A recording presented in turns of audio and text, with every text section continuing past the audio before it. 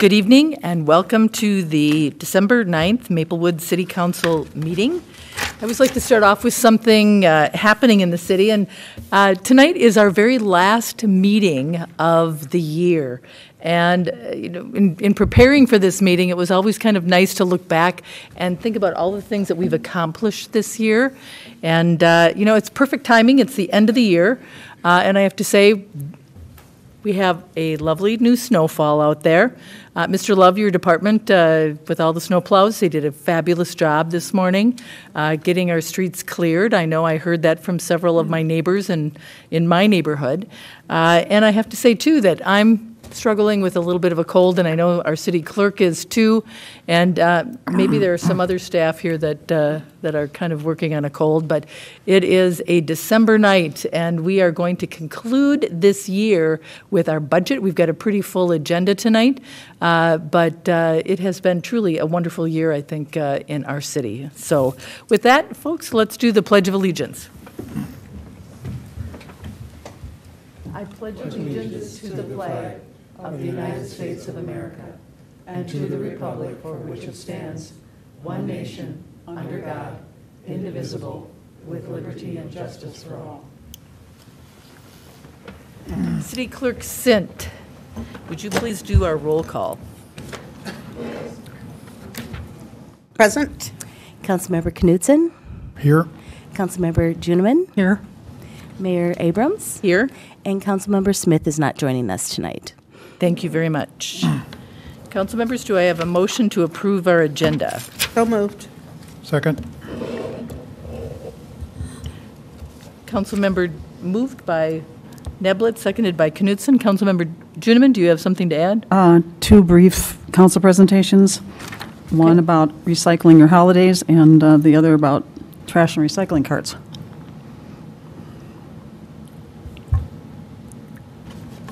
And council members, I would also like to remove J2 because we already did the closed session. Any other additions or changes to the agenda? Hearing none, all those in favor? Aye. Motion passes. Approval of the minutes. Do I have a motion for the minutes? So move. Moved the November 25th Maplewood City Council minutes. Second. Moved by Knudsen, seconded by Juniman. The November 25th City Council meeting minutes. Any further discussion? All those in favor? Aye. Oh, Wasn't present. 3 ayes and 1 abstention. Thank you very much. Council presentations. Councilmember Juniman, recycling the holidays. Thank you. Once again, thanks to our staff and community development, actually our environmental staff, we are able to drop off holiday lights and extension cords that have given up the ghost. And you know how it is when you go to decorate and you plug it in, it works, and then you go to put it up and it doesn't work anymore. Please don't put it in the trash. We have 2 large receptacles right outside the door here at City Hall, which, by the way, are almost full, so we're probably going to have to empty them once. So it's really good. So it's right here outside the door. So we thank them for doing that. And once again, this was, I call it a public service announcement once we've had snow and the plow go by. Please do not put your trash and recycling carts in the road. Put them in the mouth of your driveway or carve out a little section on your yard if that's what you want to do. But putting them, particularly if you put them out the night before and we have snow, Public Works might be wiping out your trash cart and your recycling cart. Not real good placement. So just pay a little attention to that now that it's that season. Thank you, Mayor. We are up to presentation on the partnership between Maplewood Public Safety and, or council calendar update. We skipped that. Yeah, we skipped that. I was going to say. Thank you, Mayor, members of the City Council. The council calendar update at this time of year usually winds down a little bit, and you'll see that in your report. What we're trying to do is just give a snapshot of the upcoming meetings. We will not have a second meeting in December, so this is our one and only December meeting with the council. On January 13th, our first meeting of the new year, On our workshop, we'll have someone here from the U.S. Census count and give us an update on how that's going. And we're also going to review our board and a commission appointment process. At the council meeting, we will do the 2020 city council appointments to commissions and boards and other appointments, other partnerships within the county. On January 15th is the Maplewood State of the City event. That will be from 11 a.m. to 1 p.m. at the YMCC. I believe that notices will be going out soon on that. We will be keeping the costs the same for next year, and really, we always get a really good turnout for that, and we're hoping that that will be the same. We'll have an opportunity to hear from the mayor about things going on in the city, and our guest speaker will be Christine Osario from, she's a superintendent of School District 622. On January 27th, we're going to have a special EDA and Housing Economic Development Commission meeting to do some further strategic planning, which is a continuation of our meeting on November 25th, and that will be from 4 to 7 in the council chambers. In addition to that, the upcoming events, this Thursday, we have our annual employee holiday breakfast. That is always fun. We really would encourage the council to try to make that. The department heads and myself, I'll cook breakfast for all of our employees. And we have an ugly sweater contest, which the fire department seems to be rocking that one. So we'll see if the police can step it up a little bit. We'll see who wins that contest. But that's always a fun time for our employees. And then, as I mentioned, we'll have our State of the City luncheon on January 15th. So that's my report for tonight. Mayor, unless you have questions or comments or other things. Thank Moving you. on to then the presentation on the partnership between Maplewood Public Safety and the U.S. Virgin Islands. Chief Nadeau, that is yours. Something real quick. Can I just say something real quick? Come on. Is this working? Yeah. Okay. If we can City bring up Manager that presentation. Coleman, she wants to say something first. I just couldn't help myself. I had to just try to introduce this just a little bit. And it's a pride thing for our department. Chief Nadeau was invited down to the U.S. Virgin Islands to share the knowledge of our fire EMS services to some islands that were, having a lot of trouble with natural disasters, and we were invited down to visit that. And I thought this is something that you should probably hear a little bit about, because it's really, I think it was a great opportunity for our department. How come the council didn't get to go? We all asked that. Chief Nadeau. Thank you, Mayor, members of the council. It's a privilege to be here tonight to talk a little bit about Maplewood's partnership with the United States Virgin Islands. So, as you probably know, the Virgin Islands has had some issues with natural disasters. In fact, they had two, I think it's Category 5 hurricanes within 2 weeks of each other, first Harvey and then Irma. And there was a foundation that was created to help fire and EMS better prepare for and professionalize the workforce. And they've also got some issues surrounding drugs and violence. In fact, the 3 islands of the Virgin Islands, which is St. Thomas, St. Croix, and St. John, have about 100,000 people. And so far this year, they've had over 40 gun-associated homicides. And so this foundation has come together, and they're trying to work on exchanges and professionalizing public safety resources in the Virgin Islands. And so that's the folks that are behind this initiative, trying to help the people in the Virgin Islands. And for about the last year and a half, they've been working with different states and departments in the United States, and they came to Minnesota. And when they were in Minnesota, they went to 4 different fire EMS related cities. We were one of those 4, and so representatives from the foundation and 4 fire chiefs came from the respective islands, and they took tours in Maplewood. They saw our facilities. We went over policies. We went over how to document training. We went over recruitment. As you might imagine, there's some issues with that.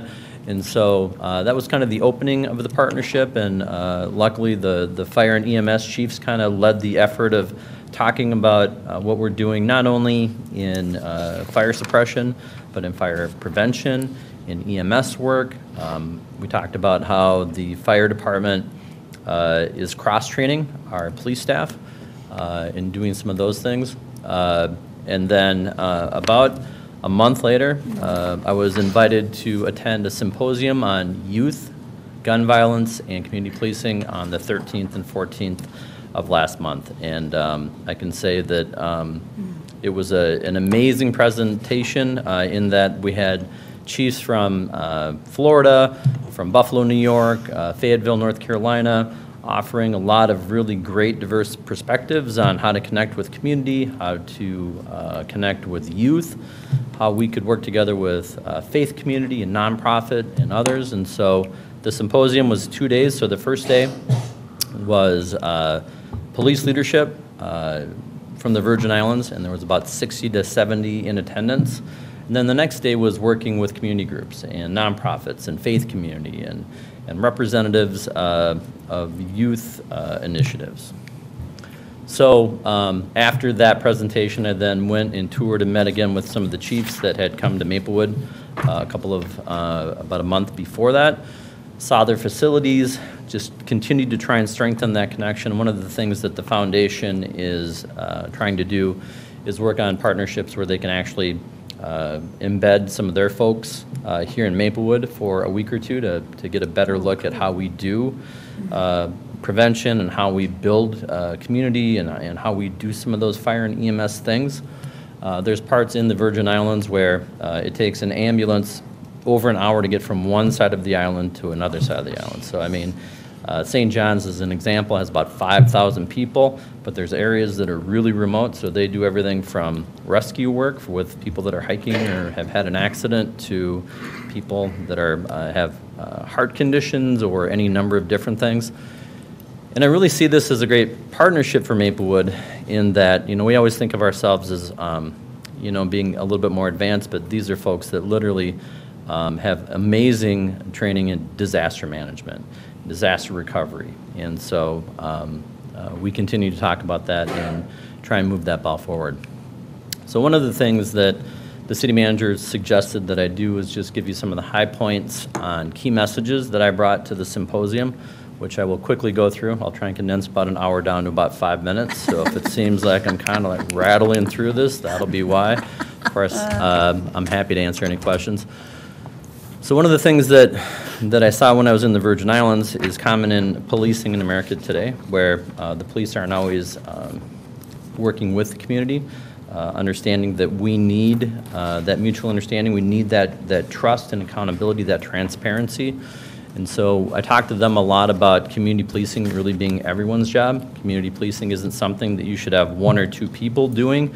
It isn't the wave and grin version of community policing. It's the making sure that you understand who the people are in your community and what challenges they're facing and how we can better partner to resolve issues in the community, whether that be a neighborhood issue, whether that be an issue with your business community, whether that be an issue with youth or senior citizens. I also talked about what we're doing in Maplewood over the course of the last 2 years of making sure that your police officers don't see their job as responding to a call for service. They see their job as solving problems in the community. So if they go to a residence and there's a child that's run away 4 or 5 times, what is going on with that child that they continue to run away? Is there a chemical abuse issue? Is there a neglect issue? Is there a mental health issue? Really understanding the challenges that are faced by the members of our community, and then working more creatively to help solve those issues as opposed to just responding to calls for service. Talked a little bit about how that community trust and that stakeholder trust and cooperation is so essential, something that they're really just kind of starting to get going on. There was times where I'm told in the Virgin Islands there would be a call for service that would come in. Sometimes the police wouldn't even respond. So the community needs to know that you care and that you're going to do your job professionally. We talked a little bit about the fact that you can't arrest your way out of crime and societal issues, that you need people working together to try and drill down not just the symptoms of what seems to be happening, but what are the root causes that seem to be driving that crime or disorder that your community is facing. And then I spoke a little bit about building relationships before a crisis. And the example I brought up was our mosque, where when I first got to Maplewood, A lot of our officers had never been to our mosque, and so we went to our mosque as we go to other churches and places of worship in our city. And we started to build that relationship and started to let them know who we were. And unfortunately, the council may recall, about 6 months to a year later, our mosque was vandalized. And so when we went there, we already had a relationship. In fact, there was several leaders within the mosque that I'd met on a number of occasions, and I would say that we had formed some meaningful relationships, if not some friendships. And so we were able to tackle some of those challenges together as opposed to meeting each other for the first time after some sort of an event had happened. So being a true believer in community policing, this is a slide that I showed them. This obviously goes back to my community that I came from, which was Columbia Heights, but they started really getting into community policing in about 2009. And the red line represents the number of hours that were involved in community outreach, and the blue line represents what happened to the crime rate. So a lot of people think of community policing as just being nice, as opposed to people working together to solve crime problems in the community, right? You need to do more than just drive around with your window up. You need to be out in the community, understanding what the issues are. And so I think that this is a great illustration of the fact that even though people think that community policing somehow is soft, if your goal is to have a safer community and if your goal is to reduce crime and disorder, that community policing seems to be the best way to do it. So we've talked a little bit about this, whether we're talking about our mental health outreach team, which partners our community paramedics with our specially trained police officers for mental health related issues, or whether we're talking about our senior road show, where we've got police and recreation and fire going out to our senior centers to talk about abuse of seniors or neglect. Unfortunately, sometimes family members taking advantage of them. You know, really getting out of that mindset that we're just here to enforce the law, because statistically 79% of our calls are not criminal in nature. People are calling us for a variety of reasons, so developing the capacity to be able to be effective and work with your community. Talked a little bit about community engagement. Again, it being everyone's job. One of the things that I'd like to say as an advocate for community policing is that it's as good for the cops as it is for the community, right? Imagine that you're a police officer in the Virgin Islands, and 99% of your contacts with people are after their home's been broken into, their car has been stolen, there's some sort of a domestic situation. So I talked to them about being intentional, about making sure that their officers had the ability to meet people in positive situations and build relationships and get to know the people that were within the cities or the areas that they policed. We talked about last year in Maplewood, where we had 35 events and about 4,000 people. So we went from a couple of years ago doing some community outreach, typically by a couple of people, to last year having people, as many as 400 people coming out to some of our events at some of our multi-family housing areas or our manufactured home parks, and really having the ability to connect. So these are just a couple of examples that you guys know of some of the things that we've done over the course of the last year.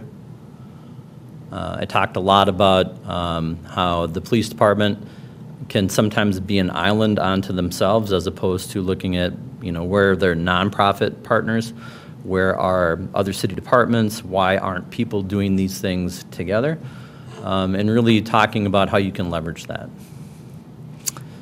So they were talking about youth, and one of the slides that I showed them was in Columbia Heights in 2007, they did about 200 hours of community outreach, and you can see consistently in that blue bar chart that they had about 250, 240 arrests per year of youth.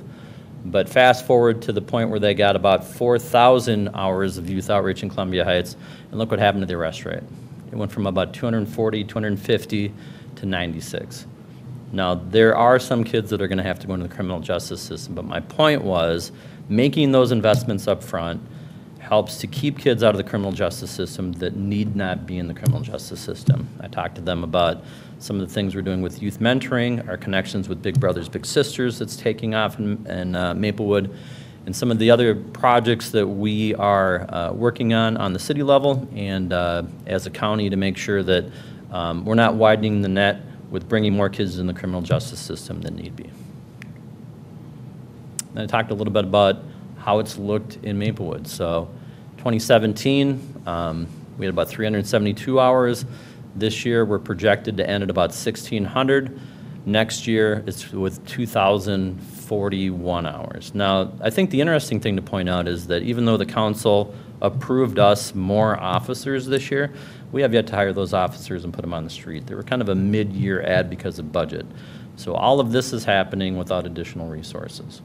So it's making sure that, you know, the most important thing we have in policing or in the city is our people. That's our most important resource. So making sure that you're intentional in focusing those resources in a way that does some community good through outreach. Talked a lot about trust and transparency, the need to meet groups where they are. And in my experience, if you say, hey, listen, the police department wants you to come in and we want to talk about this issue, pretty much you're going to be standing in a room with one or two of your friends, right? So making sure that you go out to cultural events, community events, that we're going out to these apartment communities, and then it's not a once and done, it's not a one-off, it's having to go back and continue to build those relationships, and that's where some of that trust and transparency comes in.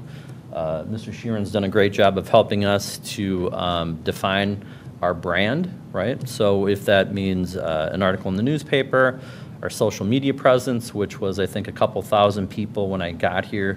I think between police and fire, public safety Facebook page now has about 12,000. Yeah, that follow us. You know, we're able to get our message out, let people know what we're working on. Talked a little bit about accountability, and one of the things that I talked about was our philosophy in Maplewood of tell them what you're going to do and then tell them what you did. So making sure that we are public with our strategic plan. Here's the things that we set out to do. Here's the action steps that you can expect is this. Here are the people within our agency that are accountable. The fire department also has a strategic plan. They're going into their second year now. And then we follow that up with the enforcement action report, which is a contextualized report of here's the people that we arrested, here's the force that we used over the course of the year, here's the race of the people, here's the age of the people, here's how many of the people that were in our city that were arrested are residents of our city, here's the types of offenses they were arrested for, here's the profile of the victims of different types of crimes in our city, but really making sure that we're being as transparent as we can. And then last, I touched a little bit on citizen advisory committees. So this is obviously something that Maplewood has had some experience with, other cities have had experience with, but really talking about the importance of receiving that community feedback and making sure you've got the different groups from within your city represented in that committee. They can let you know about different events that are going on in your community that you can be a part of. They help you to share information back to the different groups within your city. They can help to explain your mission or the things that you're working on to different groups of people, sometimes diverse groups of people. And they can also help in de-escalating critical incidents or things that come up in your community. Sometimes it's having a person that they know to call after there's been some sort of an incident so that rumor doesn't kind of control the day, but you've got, you know, people that you can help to get, you know, information out. Talked a little bit about organizational transformation. This is pretty standard stuff. And then lastly, I talked about this more from a public safety standpoint, but I think in Maplewood we're taking good steps to understand that our police and fire staff have a difficult job, that they see things that aren't normal as far as people that have been involved in accidents or who have been the victims of violence, and making sure that we're taking care of them.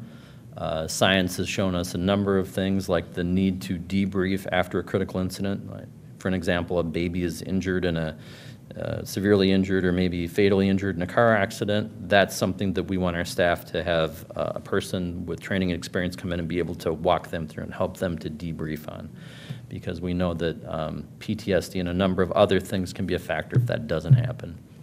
And then I talked a little bit about the checkup from the neck up, which 3 or 4 years ago in my business, people really hadn't heard of, and now it seems like there's probably 10 or 11 cities in the metro area that understand that by having a professional come in and meet with your staff once or twice a year just to do that check-in, how are you doing?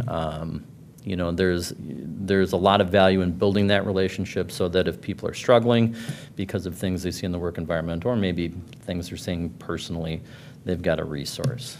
Knowing that, unfortunately, we have a lot of people that suffer from PTSD and or that our rates of suicide for first responders can be higher, trying to take a more proactive approach. So the conversation with the United States Virgin Island Public Safety Foundation continues.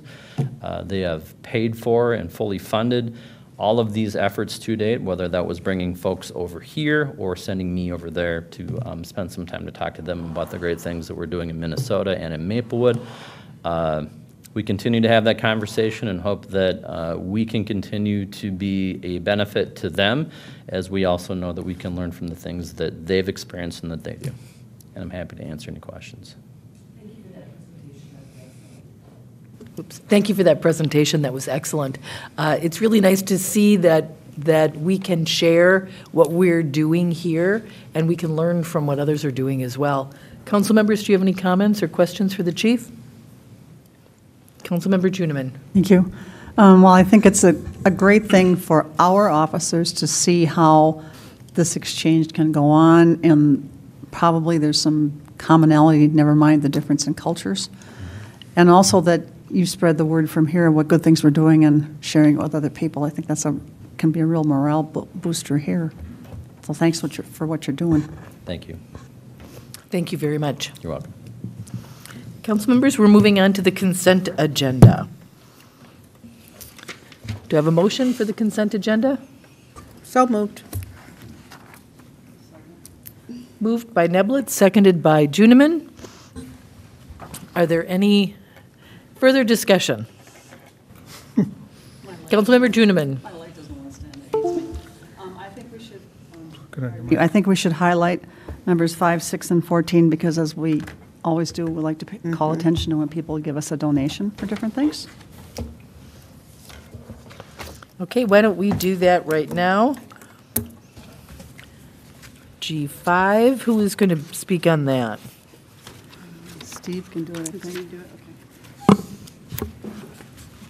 Steve Love? Mayor and Council, so for this, the Warner Nature Center, they are closing down, so they reached out to our staff. What they have done is they're proposing to donate supplies and educational material to our nature center. This includes the things such as different types of props, laminated educational posters, pH meter, stamps. So it's supplies for the nature center that they can utilize. We did an estimated value of about $500. That's great, thank you. Very nice. And number G6? Chief, I think that's going to be you, Chief Nadeau. Yes. Thank you, Mayor, members of the council. We received a $200 donation to the fire department from a citizen named Linda Hokinson. Ms. Hokinson's husband had a medical emergency.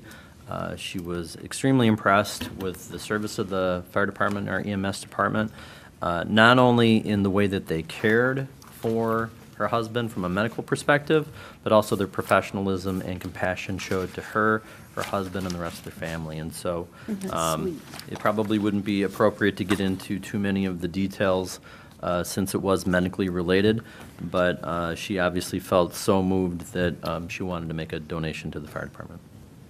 That's great, thank you. And G14. Yes, Mayor and Council. So this donation comes from Kat Corrigan, who is a local artist that supports the vision of the Nature Center, and it's a $30 donation to the Nature Center. Okay, thank you. I love to highlight these because it's from different people for totally different reasons and acknowledging all the good things that go on here. I think it's a good point to do that. So we have a motion and a second. All those in favor? Aye. Motion passes on our consent agenda. We now go to our public hearing for our Truth in Taxation and our CIP public hearing. So we are going to start with Ms. Pulseth. I thought I would maybe explain for anyone who is here to speak during the public hearing. I thought I would at least outline what we're going to do. Ms. Pulseth is our finance director. She is going to make the presentation for us tonight. Excuse me. Council then can ask questions of her, and at that point, then I am going to open up the public hearing. Our city clerk will bring up any names that are on the list who want to speak at the public hearing. People will have an opportunity to present for 3 minutes. And then at the conclusion of the public hearing, I will close the hearing, and then we will answer whatever questions anyone had. It may be staff, it may be it may be staff will respond to any questions. And then after that, the council will then have a discussion, and we will consider the motions that are included in our packet. So, Ms. Pulseth, would you start with your presentation, please? Thank you, Mary Rose. Tonight, finally, we're here after many long months. It's pretty quiet.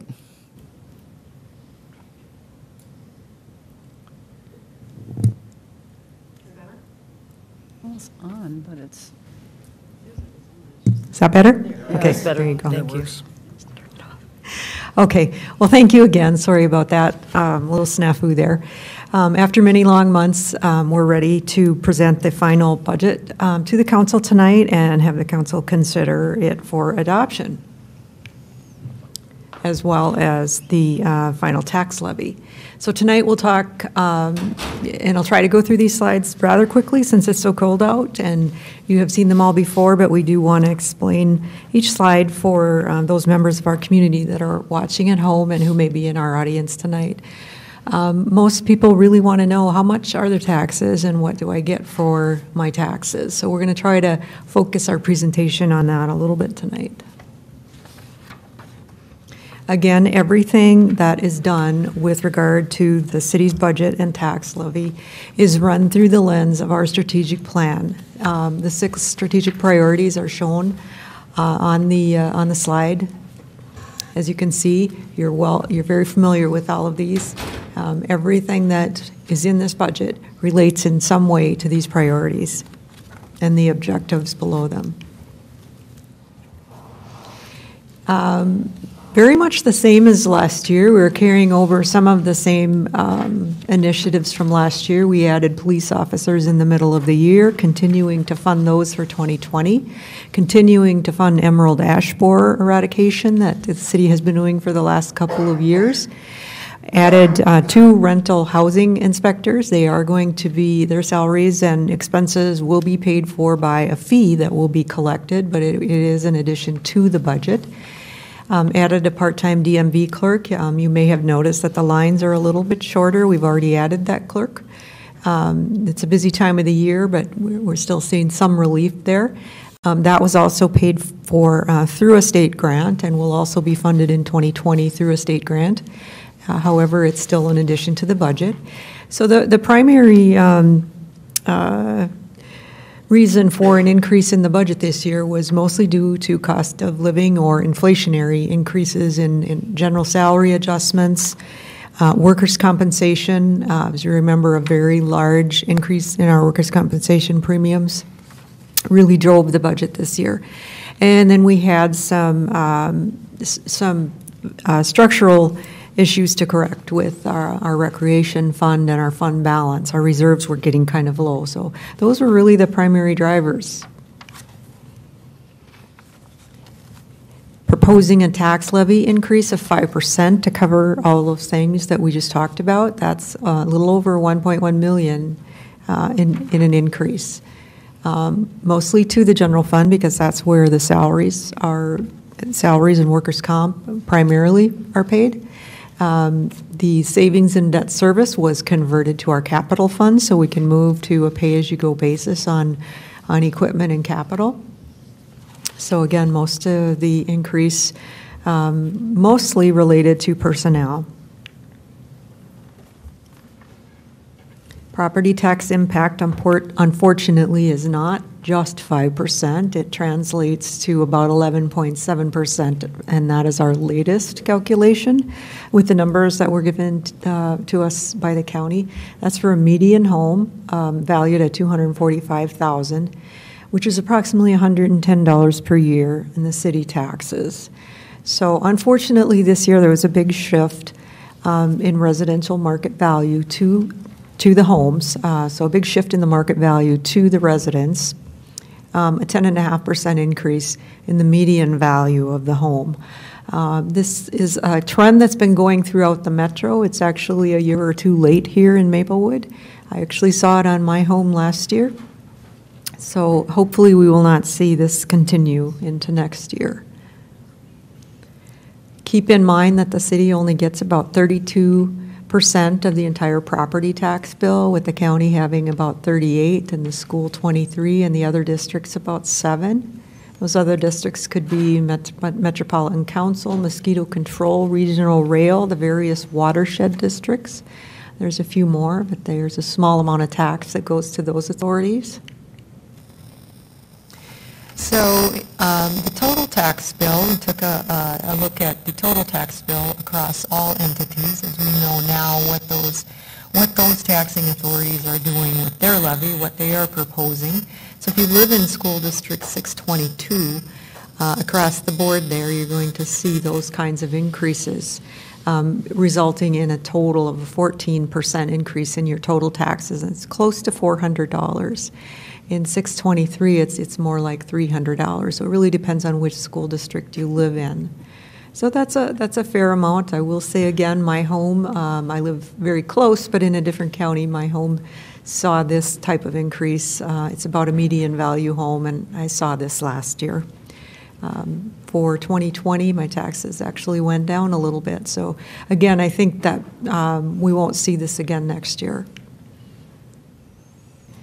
So on a total entity-wide basis, this is what our revenue stream looks like.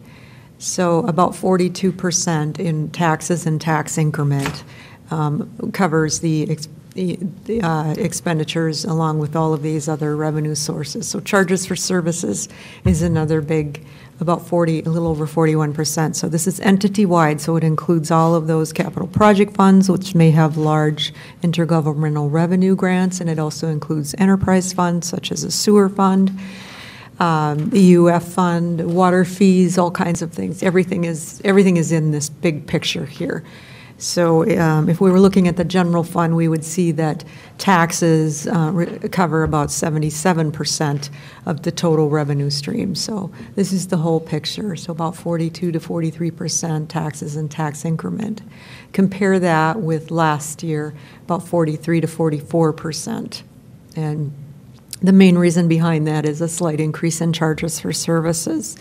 We're seeing increases in recycling charges and sewer charges, which we'll cover on a later chart. In looking at the expenditures entity-wide, again, public safety being about 22%, capital outlay, which is primarily streets, construction of streets, about 23%, debt service, about $9.5 million, almost 13%. But compare that with last year, where debt service was 15.6. So we're making a little incremental progress on that debt, outstanding debt. Public safety remaining, about the same. Looking at it by category, again, this is entity-wide, not just the general fund. Personnel services, wages and benefits are about 30 to 31% of the entire amount of money that the city spends in a year. Debt service, just about 13%. Compare that with last year where debt service was 15.6 on an entity-wide basis. So again, not a lot of difference, but we are seeing some improvements in debt that affect the whole picture. Budgeted full-time employees have finally surpassed what we were about 10 years ago. There's been a little ups and downs over the years with during the recession. The MCC employees, you can see where there was a reduction there in 2018. And 2020, of course, we're adding another police officer that's funded by an auto theft grant, adding another police officer that was put on in mid-year the year before. We also have the rental housing inspectors, even though they're being paid for by a grant, the DMV clerk. So that's kind of what's driving the increase in 2020. A lot of these positions are funded in another way other than taxes, but it still drives that number. You've seen this chart before. It's a 7-year or 8-year history, including 2020, of our tax levy. 5% being kind of on the top end of where we've been in the last 10 years. Looking at it overall, averaging it out, because we've had some zeros and twos in there, average over the 7 years, and 2020 is about 3.1% per year. Tax capacity, good sign here, continues to slowly creep up. Average over that 8-year period, about 4.8%. Good sign that the economy has been improving and continues to improve. And the tax capacity rate, that's another good sign. That keeps going down, and even this year with our 5% increase. And that just shows that the City Council has been not utilizing that entire amount of growth. You're giving some of it back in the form of tax relief to the community. And again, this is also a big help, the fiscal disparities. We've been seeing small increases. That's, slowly trends up. There's a little up and down, but that's been a big help, because this amount of money, a little bit more than 3.1 million, comes right off the top of our levy before it is spread to our taxpayers. Put that all together, and it looks like this in a chart. So you can kind of see where the levy goes up, but so does the tax capacity, and so does the fiscal disparities. So the tax rate remains stable or goes down. Just take a real quick look at what's happening with the Ramsey County cities. So you can see where Maplewood is at 5.1. This excludes market value referendum levies. That's why it says 5.1 instead of 5. This is just net tax capacity based levies, so it's just a slight little difference there. Just wanted to point that out. You can see Blaine is up there at 0. You see some double digits down in the bottom there, White Bear, St. Paul, Gem Lake. So you can see where the communities are trying to take a middle-of-the-road approach there. But you compare that with last year, where Maplewood was at 3%, being the lowest of all the Ramsey County cities. You can see Blaine there at the 16.6, way up at the top, or down at the bottom, however you want to look at it. Probably a good indication of why they're at 0 this year. So we try to avoid those big spikes and try to be a little bit more constant. So the average was 8.8% in the Ramsey County cities, 8.8% increase in 2019. And in 2020, because of those top 3, the average was 16.2. So Maplewood being well under the average in both cases. Again, this is just looking at our peer comparisons of taxes for 2019. For city taxes only, Maplewood being kind of in the middle, about 97% of the average. And these are the peers that are kind of in our population group, the peers we talked about earlier. We also look at some of our neighbors. We're a little higher than some of our neighbors because we're a little more population than most of our neighbors. The orange part is the county taxes. So you can kind of see the impact of living in Ramsey County, where taxes are much higher in that county. So this I actually got from Dakota County. As you can tell, they are quite proud that they're at the bottom of this scale. But this is the tax rate comparison for the metropolitan counties. With Ramsey, you can see where Ramsey, having a very high tax rate. So this is the county tax rate that doesn't have anything to do with the city, but it does explain why the total tax bill is so high for Maplewood residents as well. taking a look at then the actual tax, rather than the tax rate, looks, very much the same, showing both 2019 and 2020. So you can see Ramsey County significantly higher than even Hennepin, actually, but certainly the rest of the metro counties. So part of the reason why taxes are high in Maplewood. Yeah. Not to throw Ramsey County under the bus, but this is the data. I'm willing. Again, you've seen this. We look at every year. We look at how we compare with our peers. And as I mentioned earlier, the 2018 information will be available soon at the state auditor level. So this is the latest information that we could present, 2017. And what I would just point out there is that Maplewood is, about in the middle of that population group.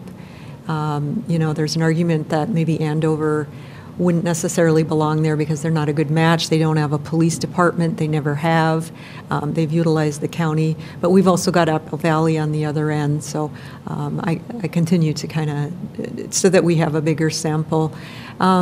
Tax capacity, we fall right about average. Our certified tax levy is a little bit more than average. We take a look at actual expenditures. And that's where it becomes more interesting. So the column that says current expenditures, that really means operating. So it means everything but capital. So in 2017, and this is a consistent trend that we've seen, Maplewood's expenditures were about 81% of the average of this group, so quite a bit lower. Our capital outlay was only about 40%. That's also a trend that we've seen, except for the years that we did the English 36 project, then it was much, much higher. So this could be a sign maybe we're not quite investing enough in capital, something we want to look at. You can see debt service, how much higher we are, even though we probably had a refunding. Well, I know we had a refunding bond as well that year, so part of that is advance refunding payments. But still shows, we're paying a lot more debt service. We've got a lot more debt. You can compare the total expenditures, that includes the debt. Maplewood's at about 90% of the average because of the amount of debt service. Looking at the percentage, debt and capital total, Maplewood's about 116.8%, and again, the debt is what's driving that. The next column, debt service as a percentage of total expenditures, again, and these are 2017 figures, so we know that it looks a little bit better today. And the outstanding debt column, $65 million, you already know from our presentation earlier that it's down to $55 million. So this will look better as time, as we continue to watch the trend through 2018, 19, and 20. But again, nothing that we haven't seen before, nothing that surprises us.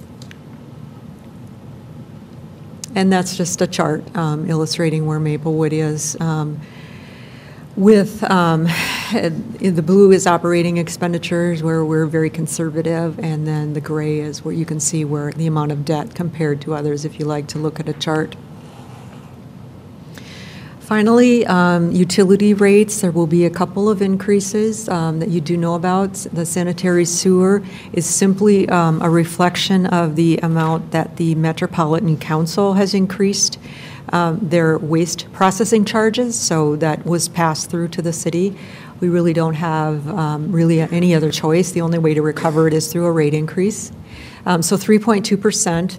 Sanitary sewer, and recycling, because of the recent RFP that we went through and found out, I guess how cheap our recycling charges were in the past, and even the low bidder significantly higher. We're spreading that out over 3 years, so 25% per year over 3 years, so a very significant increase in the recycling. So that in total, that amounts to about $2.65 per quarter for the recycling fee increase, and the total with sewer and water, about, I don't know, that doesn't really add up to $4.73, but about 4% increase in the amount of increase for the quarterly utility bill. Tonight, you'll also be asked to adopt the capital improvement plan. There's $70 million over the 5-year period, primarily street improvements. There are some building improvements, which is primarily the proposed fire hall, and some park improvements as well. And most of the rest of it is in equipment, which we have a mechanism for funding, and a small amount for economic development. We did discuss all of this at previous public hearings for the CIP. Again, GO bonds will fund about 38% or $26 million, significantly lower than what it was last year. I don't have that chart here, but so a total of about $70 million. And again, for 2020, those numbers will actually be incorporated into the 2020 budget. The rest of them are all projections. Regardless of whether they're in the budget or not, every one of these projects will come before you for approval. They are not, you're appropriating money, primarily not tax money, primarily other sources, but these projects will come before you all again. And again, the main driver in the building department is the proposed fire hall. Very little change to the financial policies. The only thing we really did was we continue to lower that debt limit ceiling. Future councils can always come and raise it again, but we're continuing to, and we're well below this threshold, but we're continuing to bring that down as our debt comes down, and our rating agencies view this in a very positive light, that we're going above and beyond what the statute limits, because the statute is very, very broad and doesn't have really a lot of limitation in it. So they like it when the councils are watching the debt per capita. The rest of it is pretty much housekeeping. So what you will be doing tonight is taking public input on the budget, and then before you will have a resolution to consider to adopt the 2020 levy, which is a 5% increase, adopt the 2020 budget totaling $73 million, adopt the 2020 to 2024 CIP totaling $70 million, and adopting the 2020 financial management policies. So if there are any questions, I'll certainly be happy to take them now before you take your public input, or after.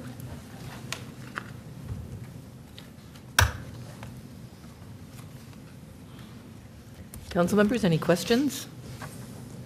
Thank you for an excellent presentation. Yes, it and was thank you for very shepherding us through this whole budget process. I was thinking back, did we start this in June? Yeah, we've covered it a long ways. Yeah, covered it. We've been doing this for months, but thank you for taking the time to educate all of us. Okay, council members, no questions with that. Thank you. With that, I will open up the public hearing. And we have 2 presentations on the public hearing concerning truth and taxation in our CIP public hearing. Excuse me. The first one is William Skolnick. I'm here for the... Pardon me? I'm here on a licensing issue for the I'm sorry. Okay. And the second one then is Kevin Berglund. Mr. Berglund, would you approach the dais, please? You have 3 minutes. Good evening, Mayor. Good evening. What is it now, over 20 years where your city manager, Melinda Coleman, has been up at Maplewood, and each year, after 20 years, we're on the path in Maplewood of destruction, 20 years. disaster, less open government, general failure. It's not Mr. surprising Berglund? that many of the top city administrators in this city, with the Mr. increasing Berglund? high taxes and fees, choose themselves to live not in Maplewood or Ramsey County, Mr. Berglund, but in Washington County. This is a public hearing concerning taxation and our CIP public hearing. This is not a personnel matter. If you would please comment on the proposed budget that was presented by our finance director, that would be very helpful to us. Thank you, Mayor. I want to remind you this is a public forum. No. Take what The effect in the budget has, of course, been because now of 3 of you out of 5, that would be Bill Knutson, Mary Abrams, Sylvan Neplep, are not elected to this council and are accountable to the Melinda Coleman instead of the residents of the citizens of this community. Take Bill Knutson. He claims he's an expert on Mr. Berglund, healthcare, this is and yet there's not nothing to an contribute. opportunity to attack the city council. This is a public hearing concerning our budget. Can you please tell us what are your thoughts concerning our budget? Again, Mayor, I remind you this is a public forum. No. It is a public hearing concerning our proposed budget for next year. Take a look at the budget in each of the examples where your city manager has increasingly failed, whether it's the poor staff morale, that people do not like their boss who work here, that you take the community development, the chaos going on in Gladstone and the Maplewood Mall, take public safety, the closing of the fire station, take parks, no priority or the wrong priorities, for example, building another community center in a park instead of working on real issues in the park, take public works, Frost Avenue, driving businesses out on Frost and English, and yet do not even have a stripe down the center of the road. Take finance department, the intentional lack of transparency, the misleading presentation. Take the garbage department. Look at the garbage increases that you have established this year. Thank you for your comment, Mr. Berglund. You can take your seat. Thank you very much. Thank you, Mayor.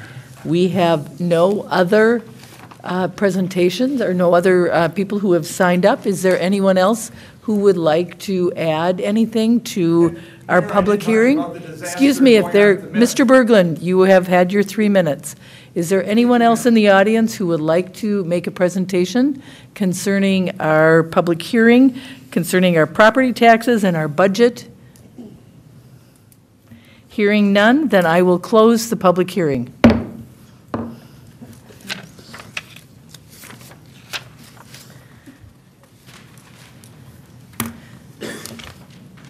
Mr. Berglund, I feel almost obligated. No, Mr. Berglund, I'm not asking you to step up to the DS. I feel obligated during this time. Mayor, will you be Mr. disparaging Berglund, me would you without please sit allowing me to down? respond? Mr. Berglund, would you please sit down? You had your opportunity during the public hearing. My comment to you is I'm not certain what city of Maplewood you're living in, but the city of Maplewood that I'm living in has an exceptionally qualified, talented finance department that has a transparency to our budget.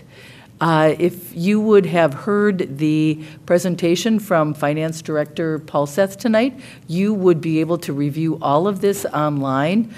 City Manager Coleman has done an amazing job in our city in terms of putting, Mr. Berglund, please sit down. Mr. Berglund, I'm going to remind you about the rules of civility in terms of our city council meeting. You are not able to take the floor at this point. I'm responding to what you commented about. I don't know what city you're living in, but it's not the city that I'm living in. So with that, City Manager Coleman, is there anything else you'd like to add? No, Mayor. Okay, thank you. Then with that, council members, let's talk about the budget. We have 2 motions tonight, one to approve the resolution certifying property taxes payable in 2020.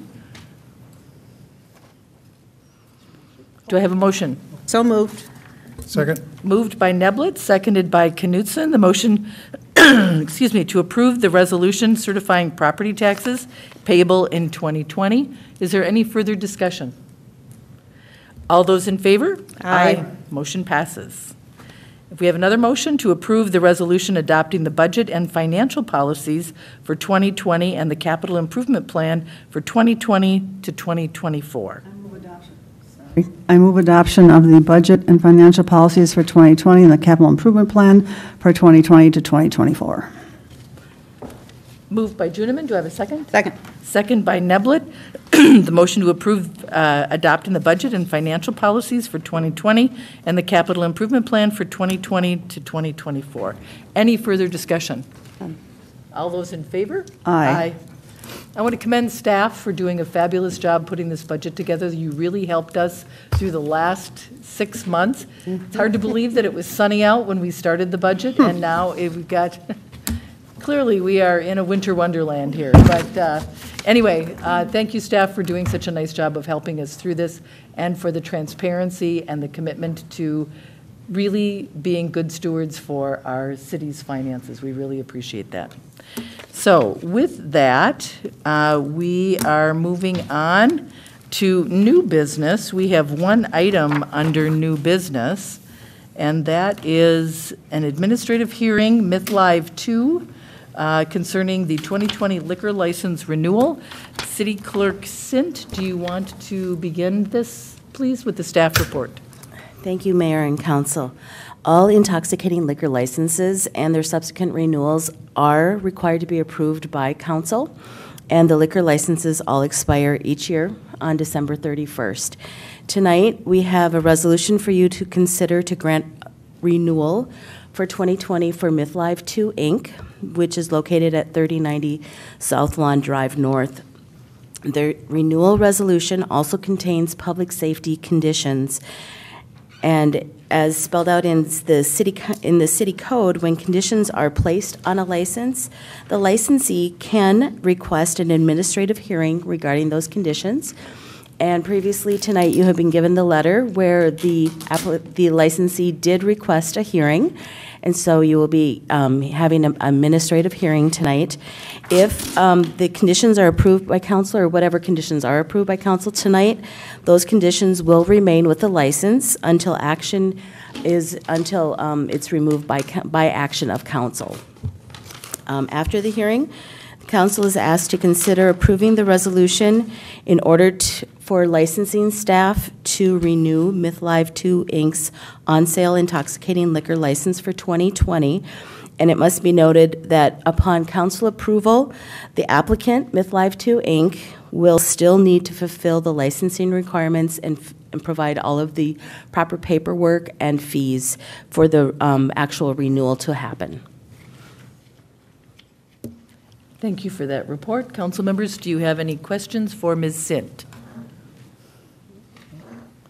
Since this is an administrative hearing, we have an opportunity for representatives from the Myth. Mr. Skolnick, I understand that you were going to be presenting tonight? That is correct. Welcome. Thank you. I'm going to be brief. I have written out my notes. I know last time when we were here, it was a rather lengthy meeting. So I will start, and at the end I will give a recommendation and suggestion on how we can move forward. The last time we were here, you treated my client and her lawyers with a disgusting display of disrespect. You demanded respect, but you did not give respect. A true failure for public servants. You allowed Councilmember Juniman to yell that my client should not have brought her lawyers, since she did not care what lawyers had to say. She did not care what the evidence was or the facts. The irony that she screamed that statement about bringing your lawyers with Mr. Batty, the city attorney, sitting next to her, that irony did not go unnoticed by those watching. Mayor, you're a lawyer, and you know better. But rather than tell her her statements were out of line, you made it worse. You refused to let us address the comments and to respond, and then you ramrodded the so-called operational action plan to a vote. Had you allowed us to respond, we would have advised you of three things that would have prevented the substantial financial damages that were inflicted by your action. First, the operational plan created by Mr. Nadeau was unconstitutional. Second, you intentionally misstated that my client had agreed to it. Third, there was no factual support for the basis of the city's actions requesting conditions. As to the first statement, the so-called OAP was constitutionally flawed.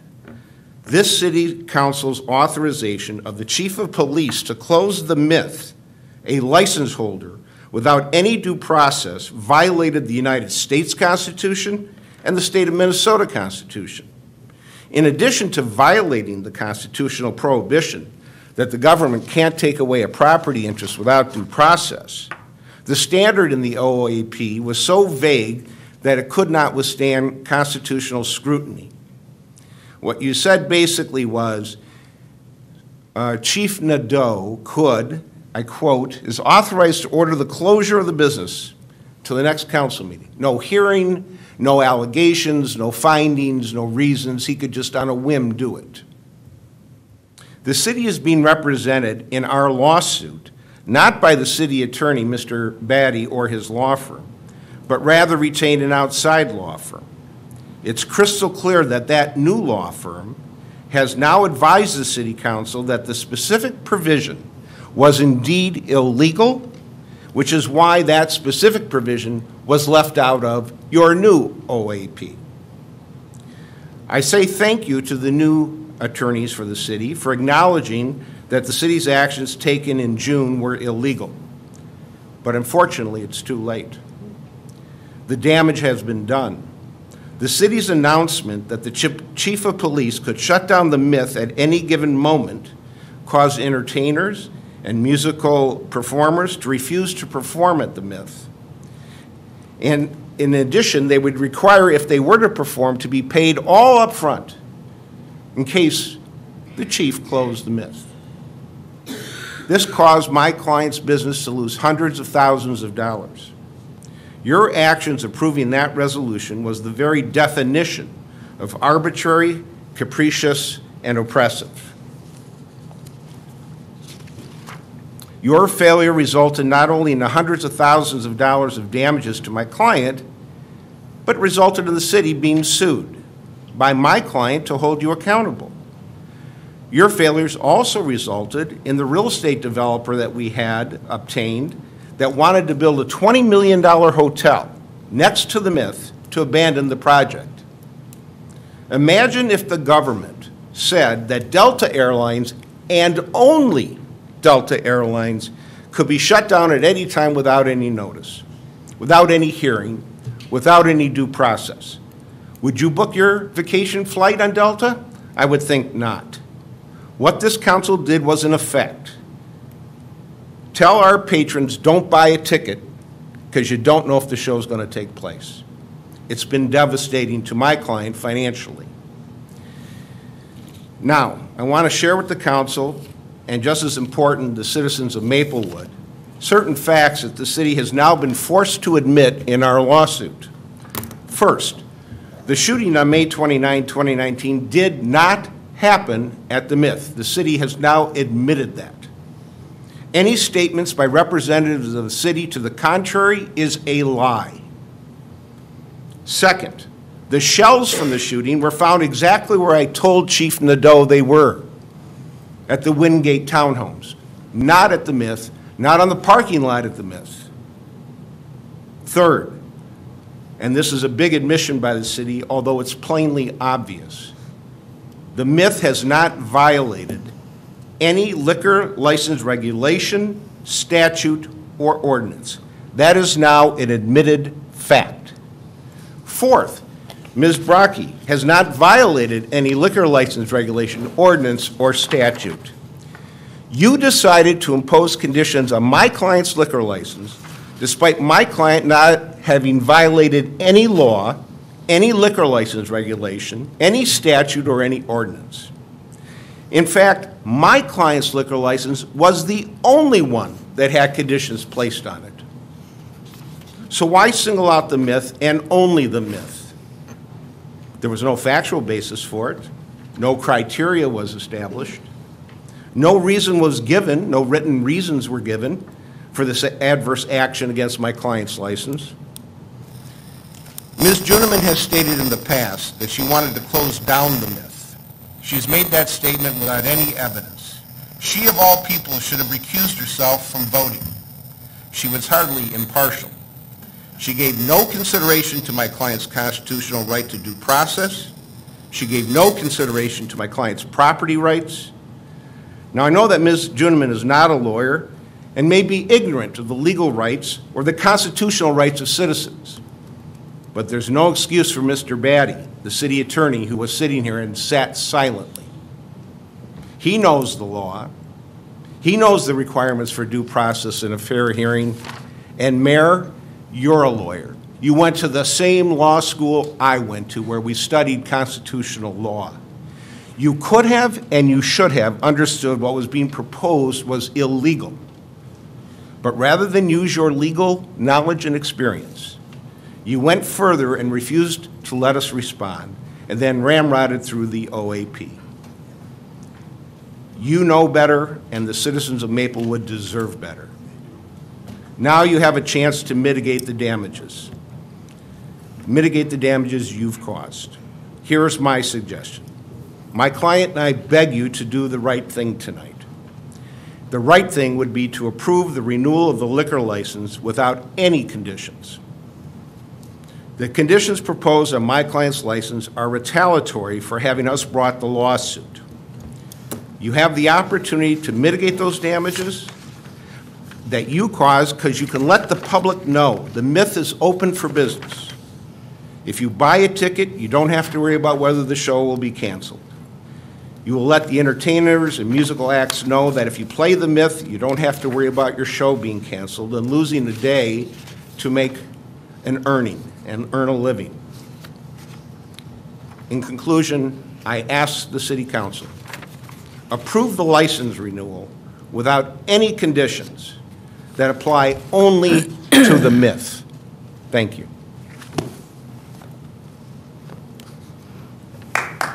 Thank you, Mr. Skolnick, for your comments. I was going to compliment your client since the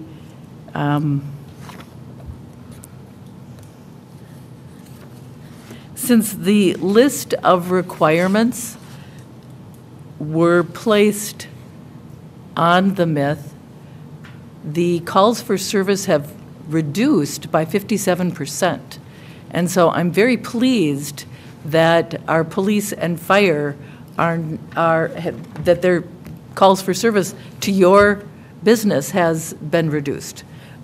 Chief Nadeau, is there anything that you wanted to comment in terms of Mr. Skolnick's?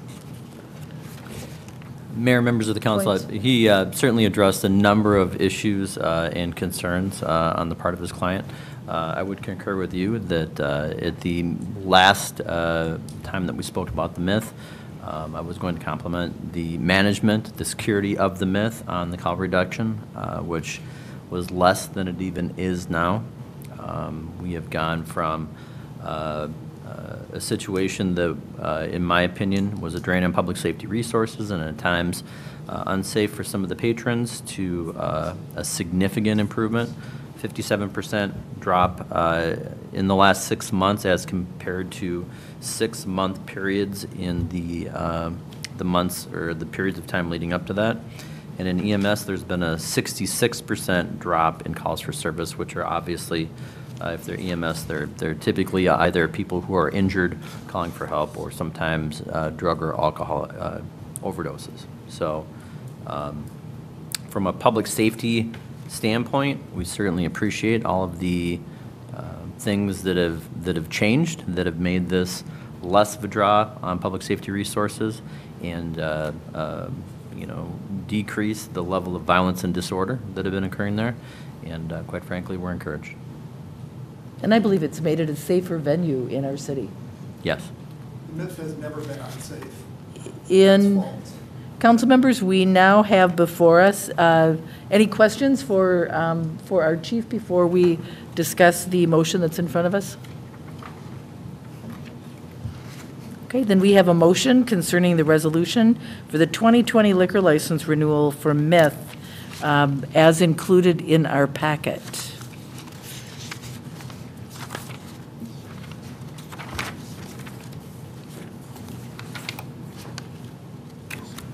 Is there a motion?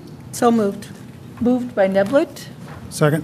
seconded by Knutson. The motion to approve the resolution for the 2020 liquor license renewal from Myth Live 2. Any further discussion? All those in favor? Aye. Aye. The motion passes. Your liquor license is renewed. With or without conditions. Council members, that is our very last action for 2019. And at this point, Councilmember Juniman, did you want to say something? Okay. At this point, I just wanted to close things up with wishing everyone a Merry Christmas, Happy Holidays, Happy Hanukkah, Happy Kwanzaa, and we will see you all in 2020 for the new year. Thank you and goodbye.